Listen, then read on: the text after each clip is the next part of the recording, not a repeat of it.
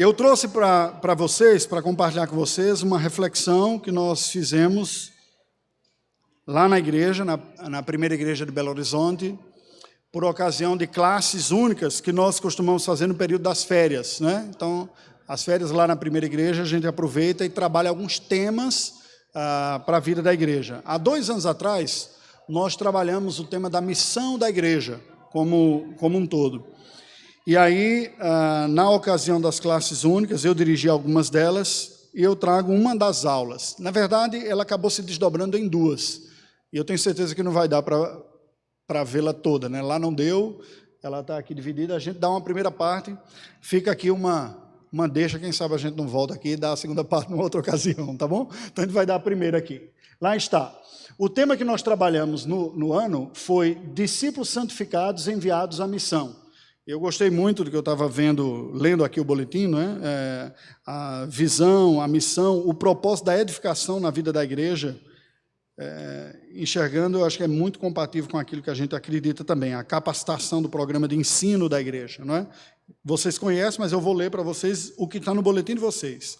O programa de ensino da Igreja Presbiteriana do Renascença tem o objetivo de equipar os santos para o desempenho do seu serviço e conduzir os crentes a uma fé madura e solidificada na verdade. É isso mesmo, né? Me vem imediatamente à mente até o texto bíblico por trás aqui. O texto de Efésios, capítulo 4, versículos 11 adiante, né, quando ele diz que ele estabeleceu uns para apóstolos, outros para profetas, com o fim de promover a edificação do corpo de Cristo. Até vale a pena, vamos dar uma conferida lá? Gálatas, capítulo 4, versículos 11 adiante. Olha se não é um bom lema bíblico para vocês colocarem aí. E ele mesmo os concedeu uns para apóstolos, outros para profetas, outros para evangelistas e outros para pastores e mestres. Verso 12. Com vistas ao aperfeiçoamento dos santos para o desempenho do seu serviço para a edificação do corpo de Cristo. Parece bem o que está aqui, né? Basicamente, o que Paulo está dizendo é o quê? Não existe na vida da igreja, e com isso eu já vamos ligar aqui, eu já faço o vínculo com a aula. Não existe na vida da igreja uma diferença essencial no corpo de Cristo. Em outras palavras, numa visão bíblica, você não encontra diferença hierárquica na igreja. A diferença é funcional. A metáfora que o Senhor, Deus deu ao apóstolo Paulo para falar da igreja como corpo de Cristo nos indica isso. Você vê em 1 Coríntios 12, que ele fala, nós somos membros do corpo indistintamente, né? Quem é pé, não fique se sentindo menor porque é pé, eu queria ser cabeça. Lembra dessa parte? Ele diz, na verdade, nós somos diferentes partes que constituem o organismo vivo, que é o corpo de Cristo, temos funções distintas. A diferença não é hierárquica, em termos de superior ou inferior, mas ela é funcional.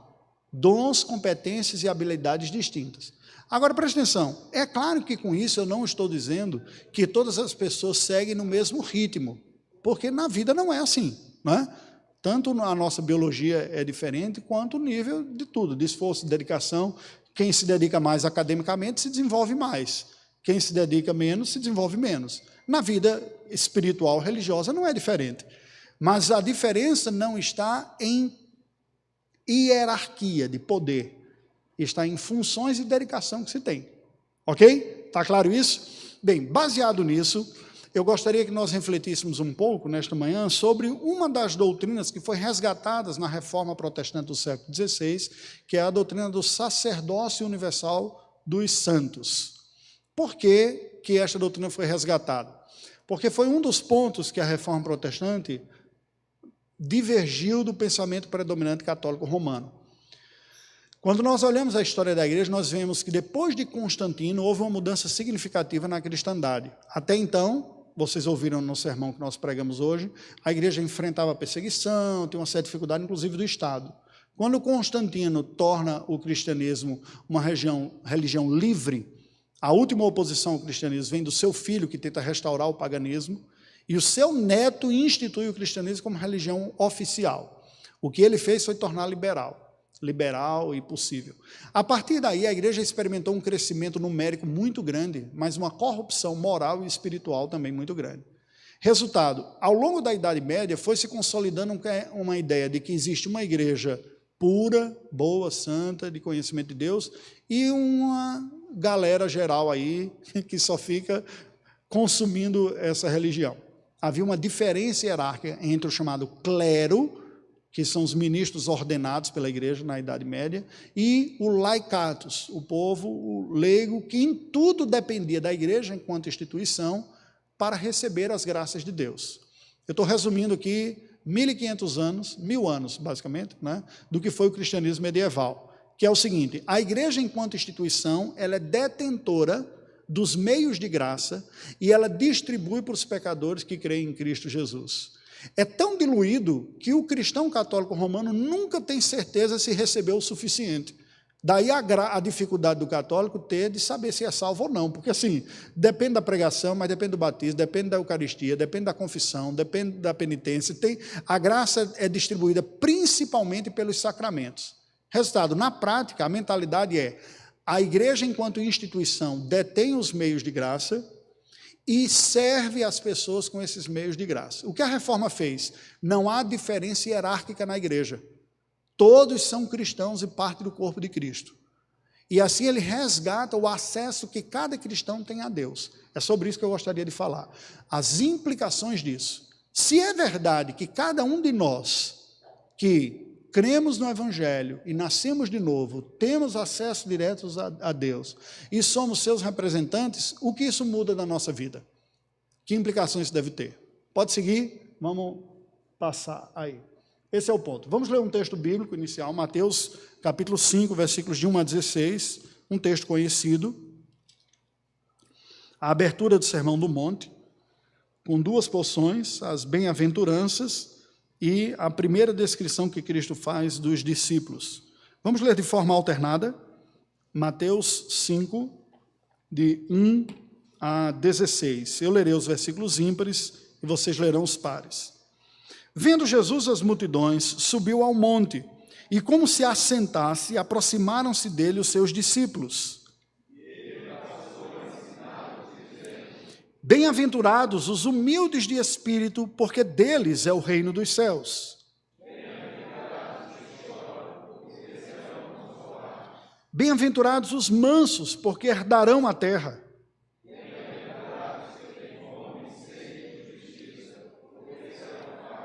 Bem-aventurados os misericordiosos, porque alcançarão misericórdia.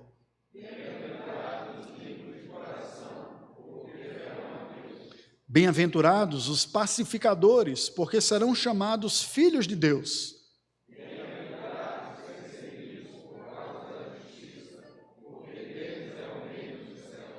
Bem-aventurados sois, quando por minha causa vos injuriarem e vos perseguirem, e mentindo disserem todo mal contra vós.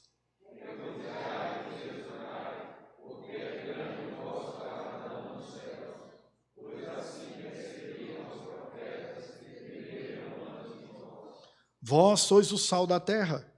Ora, se o sal vier a ser insípido, como lhe restaurar o sabor? Para nada mais presta, senão para, lançado fora, ser pisado pelos homens.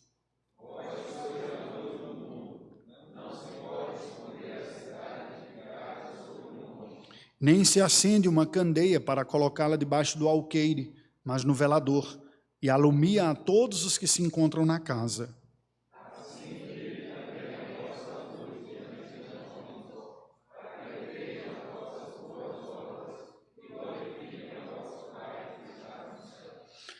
O que esses textos aqui, que nós lemos, esses versículos iniciais do Sermão do Monte, têm a nos dizer sobre o sacerdócio universal dos crentes? O quê? Que paralelo a gente pode fazer? O que é que lhe vem à mente? Nós acabamos de fazer a leitura das bem-aventuranças, da primeira designação que Cristo faz dos discípulos como sal da terra e luz do mundo. O que é que isso tem a ver com o sacerdócio universal? Quem arrisca uma resposta aí?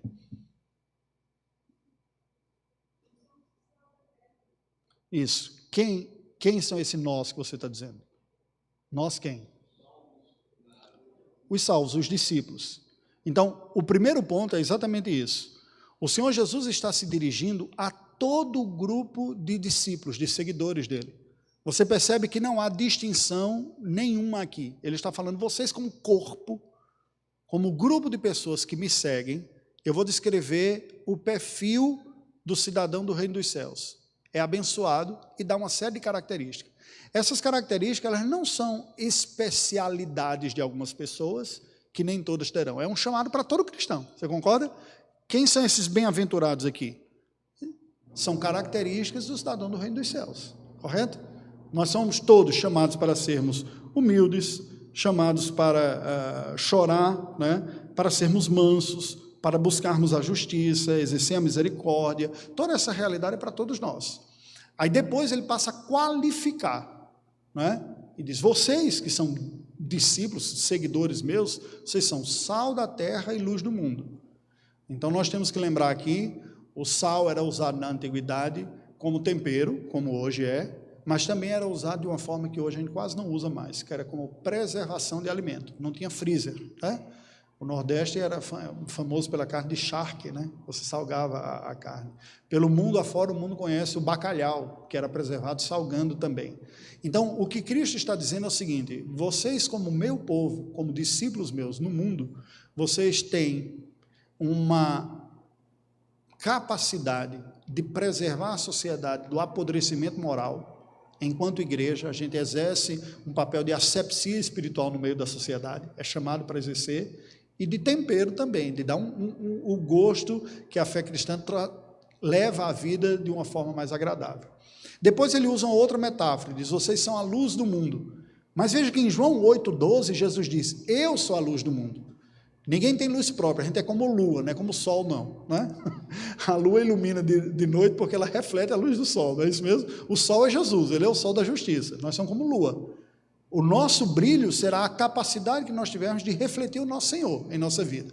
Então, dado isso, dada essa informação inicial, nós temos que pensar o seguinte, opa, peraí, então o chamado que Deus tem para a vida do seu povo não é só para as pessoas que vão desenvolver ministério, não é só para pastor, missionário, o chamado não é só para quem vai ser oficial na vida da igreja, para servir então tem que ser um presbítero, tem que ser o diácono.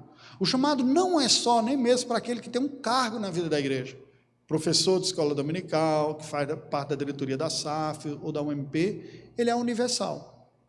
É claro que nós serviremos de maneiras diferentes, né? Com dons diferentes, com habilidades diferentes, mas é universal. Vamos seguir aí, vamos dando adiante. Pode? Sobre a doutrina resgatada pela reforma protestante do sacerdócio universal dos crentes, nós perguntamos, passa aí, quais as suas implicações nas nossas relações com Deus, com o mundo e com a igreja? E como os ministérios da igreja podem cooperar para a promoção da prática desta doutrina? Essa segunda pergunta não vai dar tempo de tratar hoje, né? Fica a dica aqui para um outro momento. Nós vamos hoje focar mais na primeira. Como o fato de que todos nós somos chamados para servir a Deus no mundo, vamos só abrir aqui, de onde que vem esse conceito de sacerdócio universal dos crentes? A reforma protestante diz, todo fiel tem acesso a Deus direto pelo nosso Senhor Jesus Cristo. Ele não precisa de um mediador humano, porque a Igreja Católica usava o padre como sacerdote, né? Você já deve ter ouvido essa expressão sacerdote. Na língua espanhola, lugares que eu tive a oportunidade de visitar, é uma forma até predominante de falar de padre, chama de sacerdote, né? Esse é o sacerdote. O que o cristianismo bíblico restaurado pela reforma fez foi reconhecer que todos temos o acesso direto a Deus. Ok, a questão é, se nós temos esse acesso direto a Deus, como que isso afeta as nossas relações, de todos nós aqui, com Deus, com o mundo, com a igreja, entende? É isso que a gente vai pensar aqui, pode seguir adiante. Sacerdócio universal da igreja.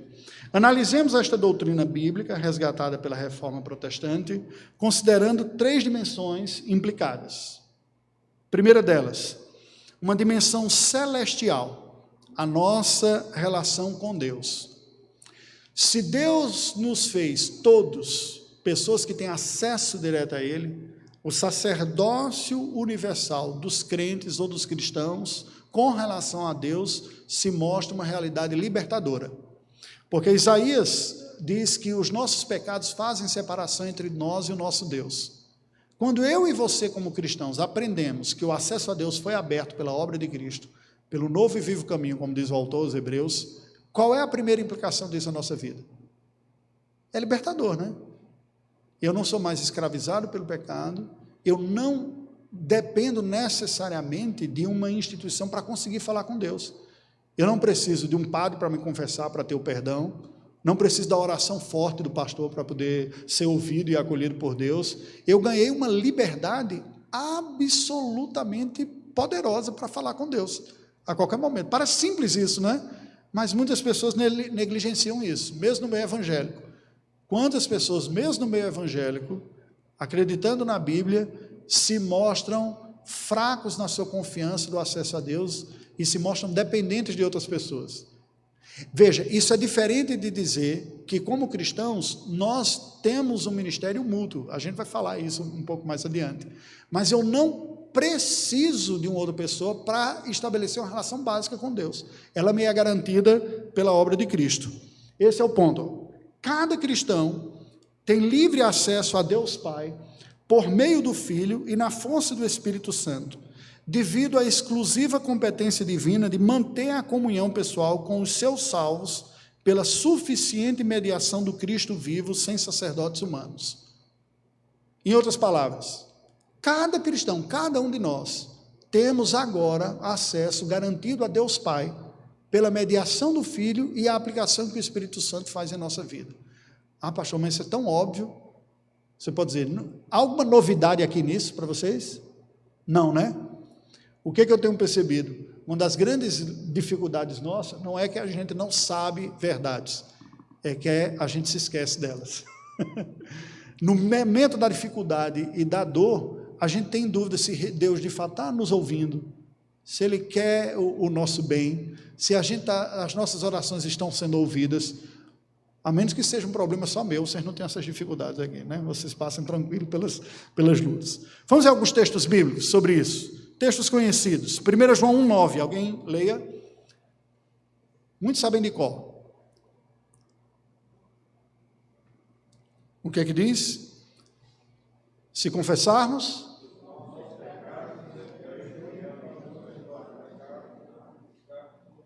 Simples assim. Apesar disso, tem muitos cristãos que ficam patinando com culpa na sua vida. Comete pecado, será que Deus me perdoou mesmo? Mas foi tão horrível o que eu fiz, eu não sei, é tão difícil. Está duvidando de um elemento básico, que em Cristo Jesus, quando nós confessamos, nós recebemos o perdão. Nesse sentido, a reforma protestante eliminou aquela mediação do homem, né? Você não precisa confessar para uma pessoa, você confessa para Deus, porque o pecado foi para Ele, e Ele em Cristo lhe dá o perdão. 1 Timóteo 2,5. Por que isso é possível? Não é? Porque é possível nós falarmos diretamente com Deus, oferecermos uma confissão, uma oração de confissão de pecados e termos acesso a Ele. Por quê? Pode ler, gente. Quem achou, pode ler. Não há um só Deus e só mediador entre Deus e os homens, Cristo Jesus, homem. Simples assim. Esses versículos são úteis na evangelização de católicos romanos, né? Quando você for falar. Eles olha, não é que nós sejamos presunçosos, a gente acha que seja melhor do que vocês, não. Nós confessamos a Deus porque Deus deu a garantia de que se nós confessarmos para Ele, Ele nos perdoa. Nenhum de nós tem a petulância de aparecer diante de Deus confiado em si mesmo. Senhor, eu estou aqui, me abençoe. Nós fazemos isso porque nós confiamos no mediador Jesus Cristo, que é perfeito. E é o único, diz o texto de Timóteo aqui. Veja, isso é verdade quando a gente vai evangelizar católico, mas também é verdade com relação à nossa própria vida. Nós temos acesso a Deus através da obra de Cristo. Hebreus 7 agora, versículos 25 a 27. Uma outra pessoa leia, por favor. Por isso também pode salvar totalmente os que por ele chegam a Deus, vivendo sempre para interceder por eles. Com efeito, nos convinha um sumo sacerdote como ele, santo, inculpável, sem mácula, separado dos pecadores, e feito mais alto do que os céus. Amém. Veja que texto belo esse, né? Hebreus 7, de 25 a 27, não é isso? Então, falta o 27, vai. E não tem necessidade, como o sumo sacerdote, de oferecer todos os dias sacrifício, seus próprios pecados, depois pelos do povo, porque fez isso uma vez por todas, quanto a si mesmo se ofereceu. Ok? Então, assim, foi essa compreensão de que o sacrifício de Cristo foi completo, pleno, perfeito e deu acesso seguro aos pecadores que arrependidos se achegam, que isso gerou toda a revolução da reforma protestante, da maneira como os cristãos se relacionavam com Deus. Os cristãos medievais tinham medo de Deus, ele é santo, justo, puro, eu sou pecador. Você já deve ter ouvido inúmeras vezes a história de Lutero, das crises de consciência dele, né, com o seu pecado, porque era fruto dessa certeza. A lógica que tinha na cabeça de Lutero é o seguinte: eu olho para a fé cristã, para a Bíblia, e vejo que Deus é santo e justo.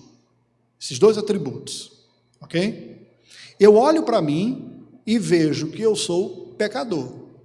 A conta não fecha. Como é que eu vou me achegar diante de um ser que é totalmente santo, puro, se eu sou pecador? Mas ele também é totalmente justo, o que significa que ele precisa punir o pecado. E eu sou pecador. A conta não fechava na cabeça dele. Até que, meditando no texto bíblico, ele se depara com as afirmações de Paulo aos Romanos de que o justo viverá pela fé. E aí a doutrina da justificação pela fé. Somente o Evangelho propõe essa solução. Deus, em Cristo Jesus, provê a satisfação da condenação dos nossos próprios pecados. Cristo assume o nosso lugar. E como é que você se beneficia disso? Pela fé.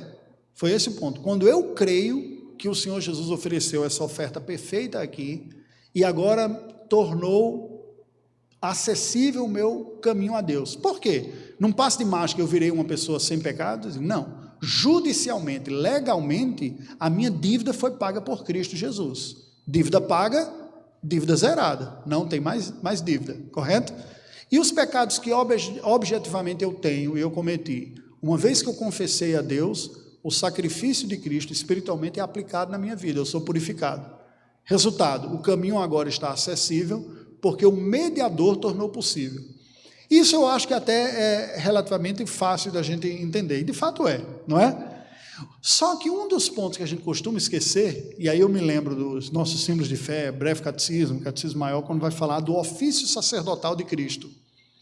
Normalmente, quando a gente aborda esse ensino da obra de Cristo como um sacerdote, a gente lembra da obra da cruz, e quase que fecha exclusivamente na obra da cruz, porque foi a obra de redenção perfeita. Mas o sacerdócio de Cristo não se resume à obra da cruz. Olha só como ele nos diz aqui, no versículo 25, a última frase do versículo 25. Alguém leia, por favor.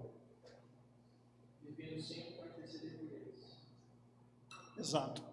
Sabe como o nosso catecismo explica isso? Ele diz que o sacerdócio de Cristo, ou o ofício sacerdotal de Cristo, e me permita dar uma pausa e abrir parênteses aqui. Qual é a teologia, qual é o conceito? Qual é a imagem por trás do sacerdote, né? Vem lá do período do Antigo Testamento. O sacerdote era aquele oficial da antiga aliança, do Antigo Testamento, que fora separado por Deus da descendência de Arão para representar o povo diante de Deus, executando o sacrifício dos animais que eram tipos de Cristo, que apontavam para o sacrifício de Cristo. Animal perfeito, macho, com tantos dias de nascido, ok? Então o sacerdote era aquele humano, que também era pecador, que precisava oferecer sacrifício por si mesmo, que oferecia esse sacrifício de tal maneira que o povo se tornasse aceitável diante de Deus. Toda a liturgia do Antigo Testamento, o livro de Levítico todo, o culto, era uma espécie de dramatização litúrgica da obra de Jesus Cristo. Cada aspecto do tabernáculo aponta para a obra de Jesus. Ele diz, eu sou a luz do mundo, tinha o candelabro. Eu sou o pão da vida, tinha maná lá. A lei diz, eu porém vos digo, tinha as tábuas da lei lá presente. Não é? Ele diz, eu sou aquele que crê em mim, do seu interior fluirão rios de água viva. Havia um elemento de purificação com água. Cada aspecto apontava, inclusive o sacerdote. Mas tudo, o sacerdote também o autor dos Hebreus vai explicar que Jesus é um sacerdote superior, mas a oferta também aponta para Cristo. O Senhor Jesus é simultaneamente o que oferece a oferta, o sacerdote, mas é Ele próprio a oferta também, porque ele diz, Ele é o Cordeiro de Deus que tira o pecado do mundo. certo? Então é com essa imagem de alguém que ministrava a Deus uma oferta que era imolada, sacrificada, e nesse sentido satisfazia a justiça de Deus, que precisava necessariamente punir o pecado, tornando assim aquele fiel, ou seja, o que acredita que Deus, na sua graça, aceita a oferta do inocente no lugar meu, que sou culpado. Tudo isso é dramatizado no culto do Antigo Testamento. Quando o ofertante vinha e colocava a mão na cabeça do bode emissário, ele estava simbolicamente dizendo: a minha culpa, eu estou passando para esse outro aqui, que vai receber em meu lugar a punição. O bode emissório depois um era oferecido e o outro era mandado para o deserto, como que dizendo que Deus carregou para longe os nossos pecados. Estão comigo? Está fechando essas ideias? Veja, toda aquela complexidade cerimonial, sacrificial, religiosa do Antigo Testamento, tudo isso se cumpre em Jesus Cristo. Ele é o ofertante, mas ele é a oferta também. A gente consegue entender isso. Só que muitas vezes a gente perde de vista isso que nós lemos de novo aqui. O ofício sacerdotal de Cristo, ou seja, a sua função de apresentar a igreja diante de Deus, ela continua sendo exercida até a volta dele. Ele está constantemente intercedendo por nós. Ou seja, Jesus exerce o seu papel sacerdotal continuamente. Diferente da teologia católica romana, que vê na missa ou na ceia, né, para ele chamado de missa, como um sacrifício litúrgico, a reforma protestante diz: não pode ser sacrifício mais, porque o sacrifício foi único e perfeito. Você repete uma coisa que é imperfeita, não é? O negócio não está bem feito, ou tem pouca durabilidade, você tem que fazer de novo. Todo dia você tem que fazer comida, né? Porque ela tem um prazo de validade. A obra de Cristo, ela foi perfeita, ela não pode ser acrescentada mais em nada. Então não resta sacrifício sendo repetido. Nós não sacrificamos o pão e o vinho na celebração da ceia. Nós lembramos do que Cristo fez e, pela fé, a própria graça de Cristo é renovada em nossa vida, mas não é um sacrifício novamente. Essa é a visão que todo mundo protestante divergiu do catolicismo romano quando teve a reforma. Mas isso não significa dizer que Jesus não exerce mais função sacerdotal. O que o texto bíblico está dizendo e os nossos símbolos de fé nos lembram é que o Senhor Jesus, como sacerdote da igreja, exerce ainda todos os dias esse ministério. Ele está à direita de Deus Pai intercedendo por nós. A implicação prática disso é direta, não é? Nós somos chamados para orar, vamos falar com Deus. Quantos de nós não temos a sensação que a gente não sabe orar direito? Que a gente se embanana com as palavras, que a gente não sabe dizer exatamente aquilo que precisaria ser dito, da forma que agradasse a Deus. Se nós olhássemos para a nossa oração como sendo uma autoconfiante forma de nos achegar a Deus, nós estaríamos perdidos mesmo. E nesse sentido, a crítica que alguns católicos fazem com os evangélicos era real. Vocês são muito prepotentes, vocês são muito confiantes em vocês mesmos, de que tem salvação, de que Deus ouve suas orações, mas a perspectiva bíblica é: eu me animo a falar com Deus, eu não preciso de mediador, porque eu já tenho um mediador perfeito, que é Jesus Cristo. Essa ocasião, eu falo com os meninos em casa também, com a minha esposa, disse: vamos orar. Eu disse: mas como é que ora por isso? Aí eu falei: ora, a gente não sabe como orar, mas Deus sabe como atender. Isso me lembra uma história, né? É uma história, uma anedota religiosa. Alguns não gostam, mas eu acho que ilustra alguns pontos. Uma pessoa tinha entrado na igreja, professou a fé, estava crente há pouco tempo, estava passando as dificuldades, aí chegou antes da reunião de oração, ficou lá atrás, cabeça baixa, né, e orando. Aí estava chegando perto, o diácono foi lá para chamar a pessoa: vai começar a reunião. Daí, quando chegou junto, ouviu que a pessoa estava falando, né? Aí ele aguardou para dizer: vamos começar a reunião daqui a pouco. Mas percebeu que a pessoa estava orando e estava dizendo letras, né? A, B, C, D, E, F. Aí chegou no final: V, W, X, Y, Z. Amém, amém, né? Aí eu disse: mas o que é que você está falando? Você está dizendo o alfabeto para Deus, né? Assim. Ele disse: não, eu estava orando. Ele disse: mas eu só ouvi você dizendo letras. Ele disse: olha, que eu não sei direito dizer as palavras. Então eu disse: senhor, eu estou dizendo as letras, o senhor junta as palavras em cima, o senhor sabe o que eu preciso. É claro Claro que isso é uma ilustração só, uma piada, né? Mas, num certo sentido, é a nossa oração, vocês concordam? A gente não sabe articular muitas vezes, não sabe selecionar da melhor maneira. E o ponto não está na nossa capacidade de articular bem, mas na capacidade de Cristo de mediar bem. Ele está à direita de Deus Pai e diz, olha, a necessidade desse teu filho aqui é essa, né? Vamos atendê-lo. Claro que o Pai sabe também, você percebe? É esse ponto assim, isso deve nos animar a orar. Quando eu vou falar com Deus, não é minha capacidade de impressionar Deus com a minha oração, mas o fervor da oração consiste na capacidade da gente confiar no mediador que garante esse acesso. Está seguro da parte do Pai. Esse é o ponto. Vamos ver o próximo. A segunda implicação é a implicação, aí eu acho que eu coloquei como terrenal, mas eu mudei depois para missional. Está terrenal ainda. Aqui eu já tinha consertado aqui. Se o primeiro é celestial, diz respeito à minha relação com Deus, a segunda implicação do sacerdócio universal diz, ok, entendi, eu tenho acesso a Deus, Cristo é mediador perfeito, sacrifício perfeito, não é? Aquele que me deu acesso, mas esta doutrina do sacerdócio universal, ela também afeta a minha relação horizontal, a relação com o mundo no qual eu estou vivendo, lá de fora, que eu estou chamando de terrenal aqui, ou missional. Eu troquei, eu prefiro missional agora, mas eu não atualizei isso aí, que é a nossa relação com o mundo. E ao nós olharmos essa implicação, se a primeira é libertadora, eu estou livre de culpa, eu estou livre da condenação, eu estou livre para ter acesso a Deus através de Jesus Cristo, a segunda é motivadora. O sacerdócio universal dos santos deve me motivar a ser agente de Deus no meio da sociedade. Presta atenção que isso é importante. Porque não é saudável como cristão eu ficar pensando na vida cristã num propósito só de receber.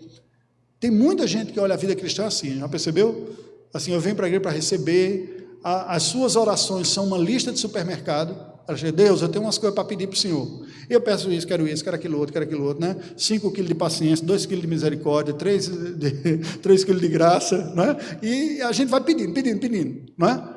Quando eu olho o sacerdócio, eu digo, não, peraí, se eu fui colocado na posição sacerdotal, também, significa que eu sou chamado para servir e ministrar outras pessoas.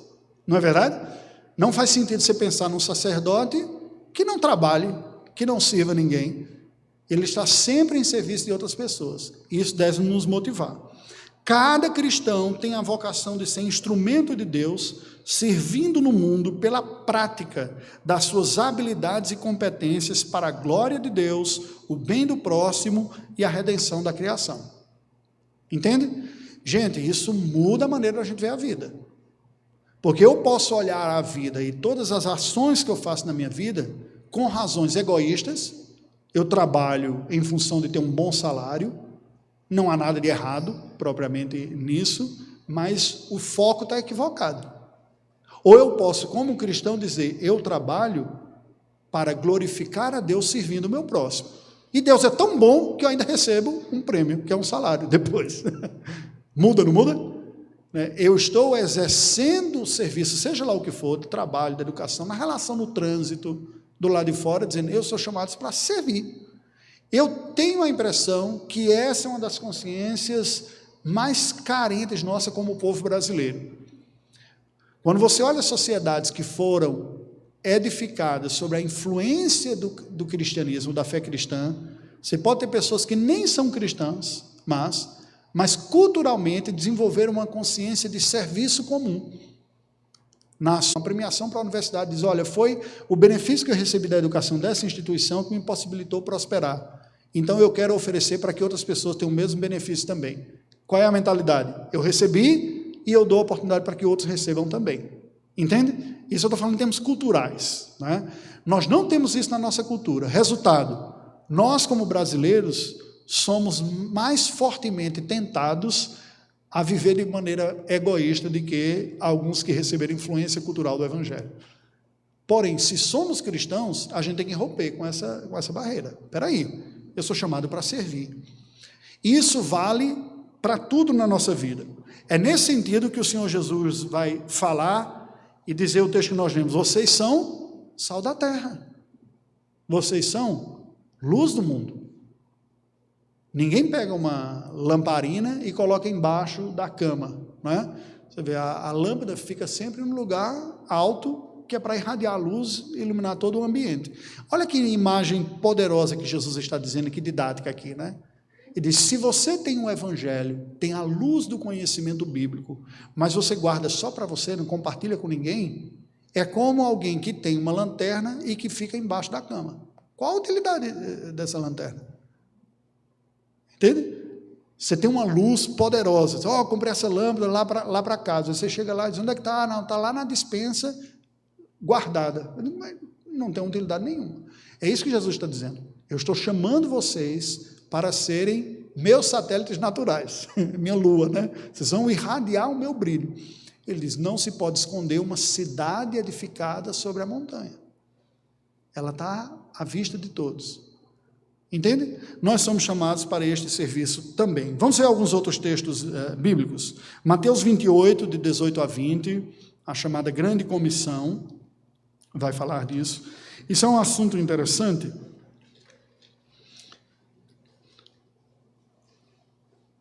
Eu tenho falado bastante sobre esse assunto de missões, pelo meu envolvimento, e eu ouço muitas vezes uma certa tensão, as pessoas se dividindo quanto a uma opinião seguinte, diz, olha,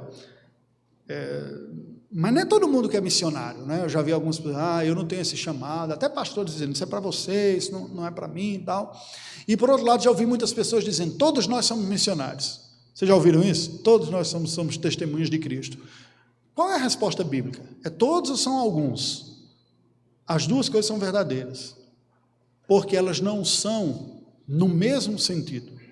É claro que nem todo mundo tem o mesmo chamado específico, não é? As pessoas têm vocações distintas, têm funções distintas, mas todos os cristãos têm um chamado geral de serem testemunhas de Cristo. Nem todos vão viver disso, vão se dedicar exclusivamente a essa tarefa, mas todos são chamados para testemunhar. Mateus 28, 18 a 20, vamos ler? Juntos. Jesus, aproximando-se, falou-lhes, dizendo, toda a autoridade me foi dada no céu e na terra.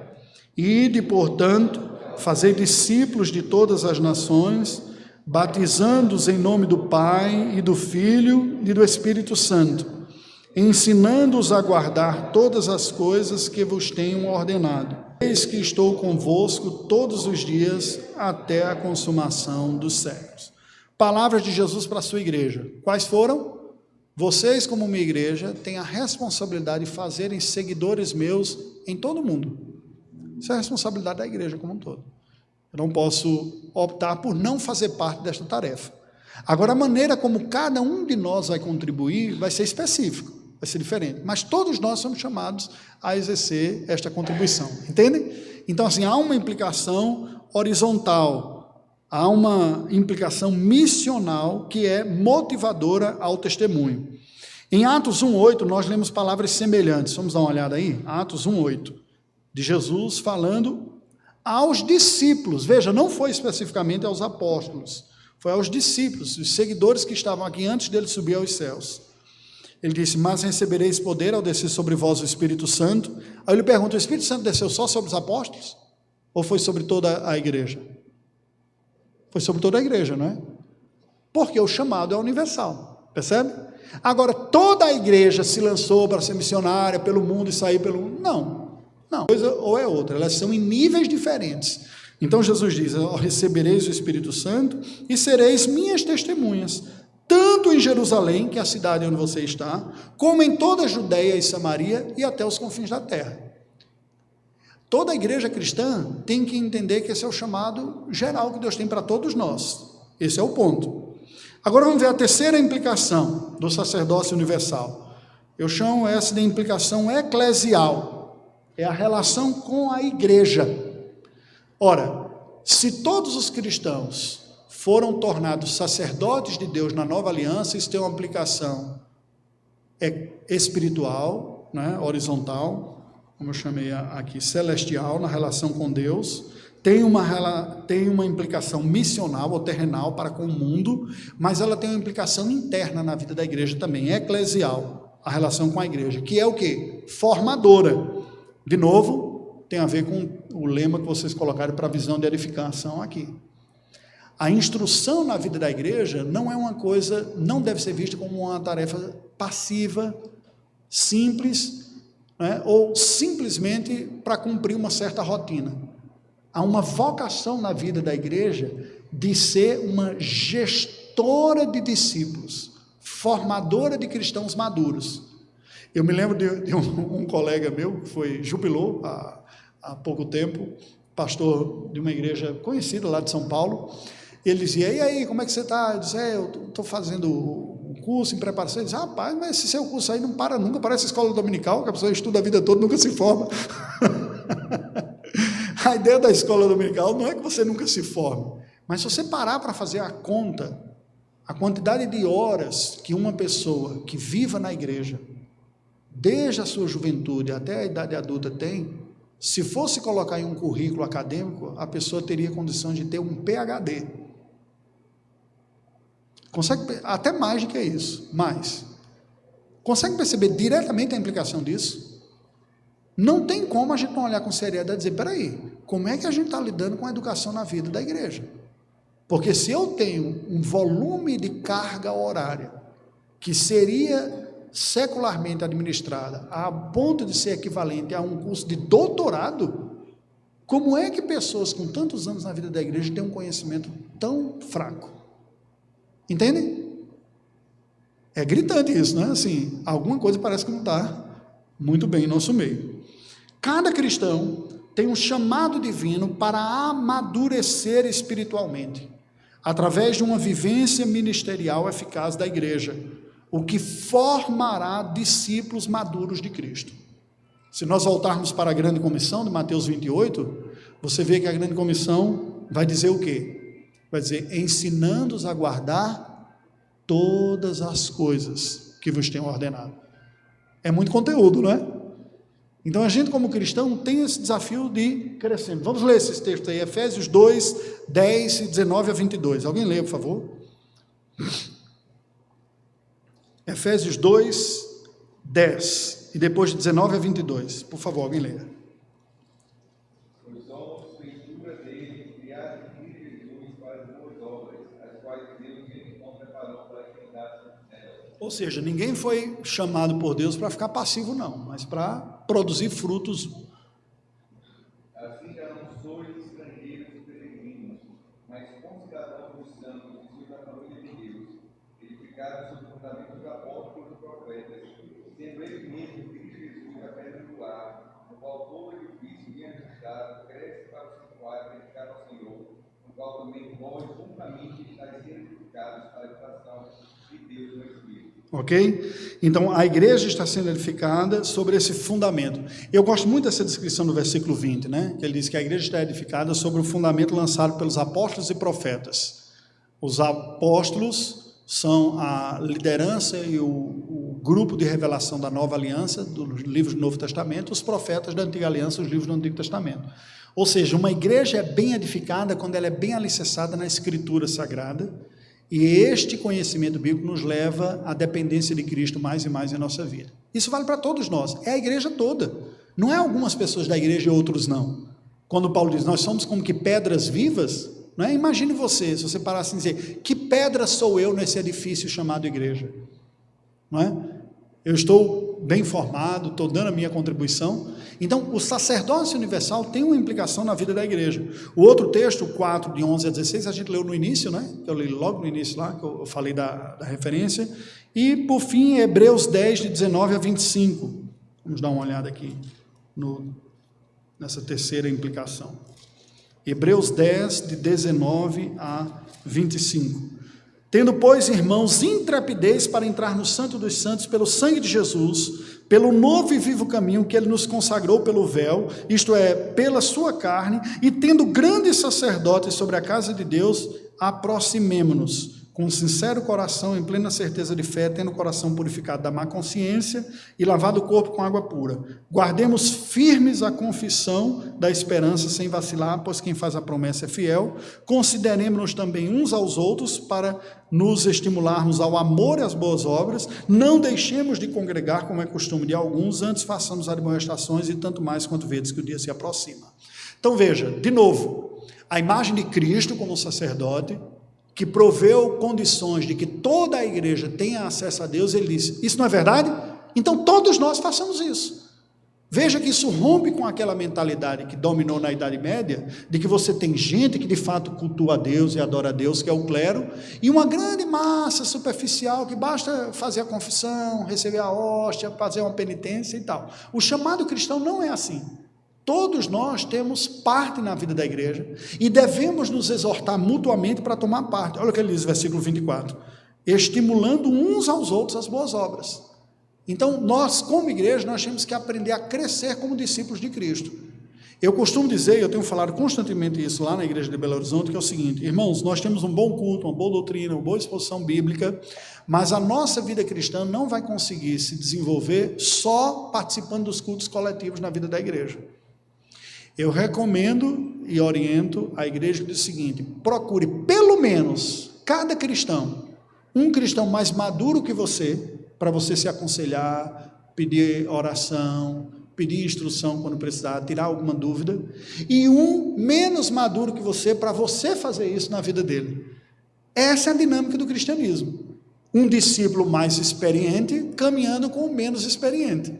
Só que cada um de nós tem essa relação na vida.